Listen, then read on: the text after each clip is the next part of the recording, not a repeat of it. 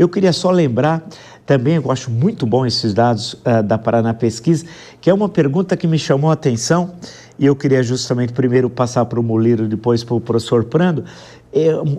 Nos últimos 10 dias, o senhor ou a senhora participou de alguma celebração religiosa, como missa, culto ou outro tipo de cerimônia da sua religião? A pergunta da Paraná é interessante, que para a pessoa dizer sim ou não e fazer uma correlação com a aprovação ou desaprovação do governo. É um dado interessante. Os que aprovam, 41% disse não, que não tinha participado de nenhum culto. A desaprovação de 54,9%. Entre os que disseram sim, que foram a uma missa, a um culto religioso, os que aprovaram foi 38,7%, os que desaprovaram 58,2%. Disso a gente pode tirar qual conclusão? Olha, professor, a gente mudou essa pergunta, porque quando a gente tem o cruzamento da religião. Quando você cruza a religião, é muito mais discrepante o resultado do católico do evangélico. E o que a gente quis sentir aqui? Sim. Do católico que vai à missa, se ele pensa diferente do evangélico que vai ao culto. E não, eles pensam iguais. Isso é as pessoas que vão ao culto ou à missa ou alguma celebração religiosa da sua religião, eles pensam iguais, independente da religião que ele é. Prando, tem uma coisa interessante de questão regional, né? E a gente tinha tocado rapidamente, onde o Lula sempre foi bem, inclusive na última eleição, no Nordeste, ele está ainda com uma aprovação superior à desaprovação, mas em números muito limitados, 52%, quer dizer, ali na faixa aprova, 44,6% desaprova. Como é que você vê isso? Não, teve até pesquisas que mostraram, e livros que foram escritos sobre o PSDB e o PT, Vila, dizendo que o Nordeste era uma cidadela do PT. Então, assim, a região Nordeste era uma cidadela do PT e São Paulo, o estado de São Paulo, votava no PSDB. Quando em 2018 o Bolsonaro entra, Bolsonaro praticamente toma São Paulo, que é o maior colégio eleitoral, mas o Nordeste se mantém lulista. Ainda se mantém, mas caiu. Então, assim, eu acho que o que o Murilo está falando tem algo interessante, até porque ele coordena, ele faz a pesquisa, mas a questão é deste sonho e desta percepção da vida cotidiana, né? Daquilo que as pessoas estão sentindo. Em 2003, quando eu estreiei na minha vida como professor universitário, dando aula, eu fui para uma faculdade no interior da Bahia e estava começando o Bolsa Família e as pessoas falavam aqui em São Paulo que era o Bolsa Esmola.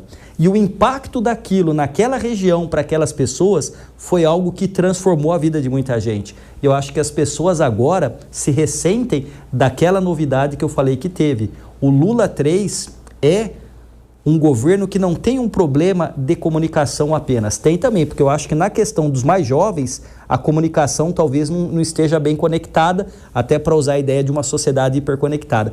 Mas com essas pessoas que estão no Nordeste, Vila e Dal, eu acho que não é um ressentimento, mas as pessoas estão olhando uma ausência de uma marca que possa ser positiva, porque esse Lula 3 não tem. O conteúdo parece estar bastante esvaziado.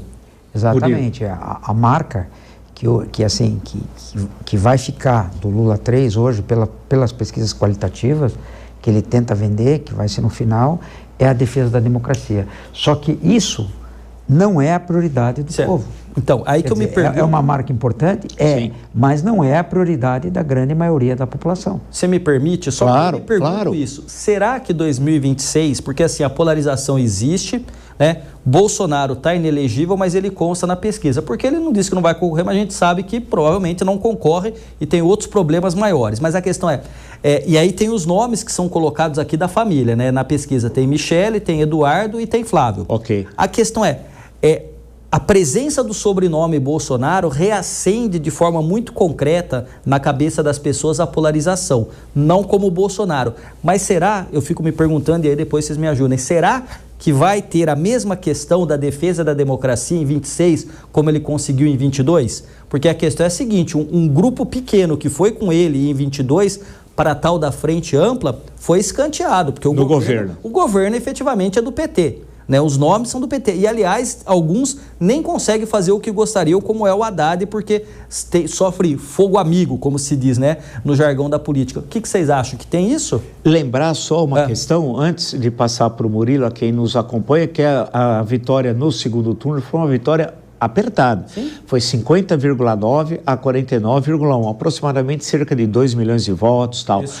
E essa frente construída no segundo turno foi decisiva para a vitória do Lula. E o que o professor Prando está apontando é que o governo não representa essa frente ampla eleitoral, acabando sendo um governo do PT, e isso enfraquece o governo nesses 2 anos e meio. Já estamos indo para a segunda fase, para a fase final do governo.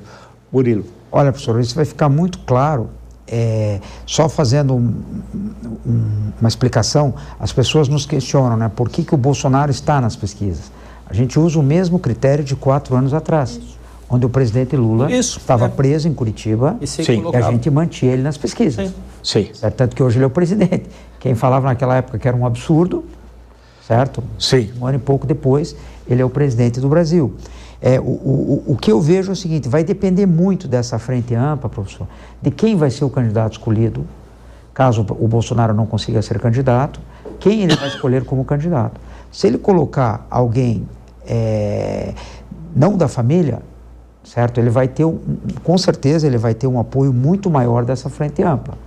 Certo? Que hoje, ao meu ver, o presidente Lula vai ter muita dificuldade, independente de quem seja o seu adversário, de juntar essa frente ampla novamente em favor dele.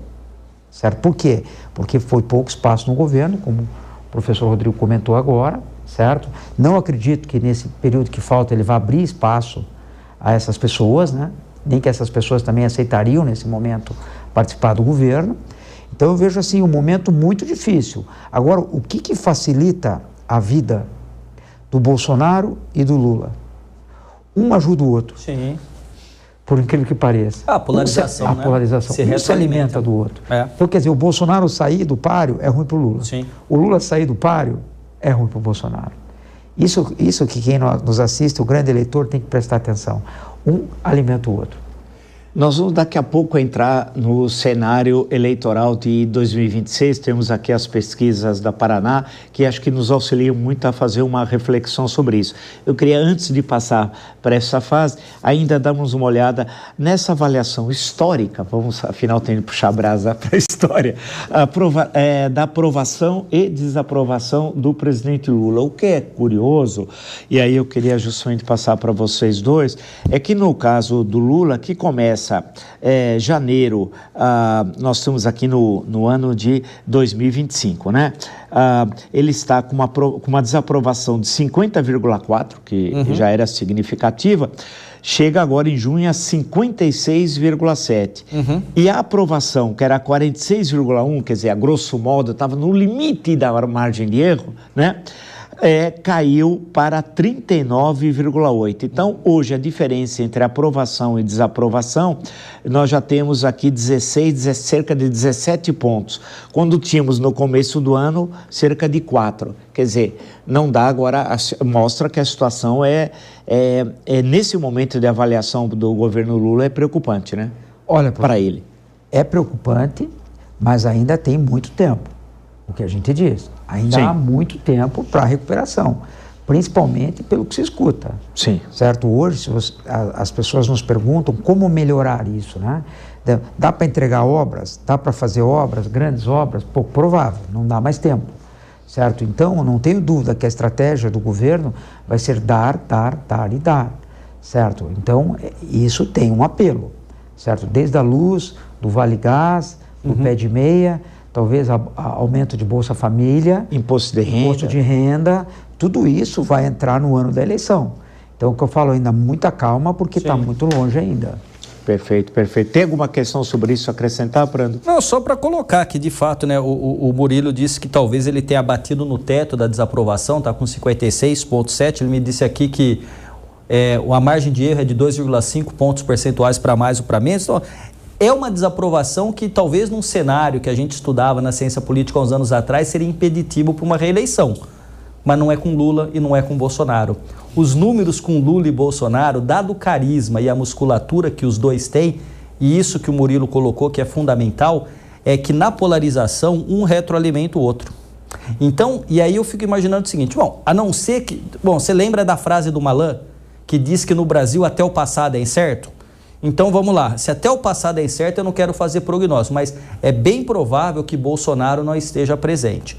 E se não tiver um sobrenome Bolsonaro presente, vai enfraquecer o Lula, o que pode, inclusive, abrir espaço para a tão sonhada e desejada terceira via, uma candidatura do campo democrático que foi pensada em 22 e não foi possível. Com Simone Tebet. Com Simone Tebet, mas tem outros que poderiam se credenciar também. Simone Tebet é ministra e uma ministra que foi apagada, ofuscada. Aliás, nenhum ministro do Lula conseguiu brilhar, porque talvez o Lula não tenha deixado, né?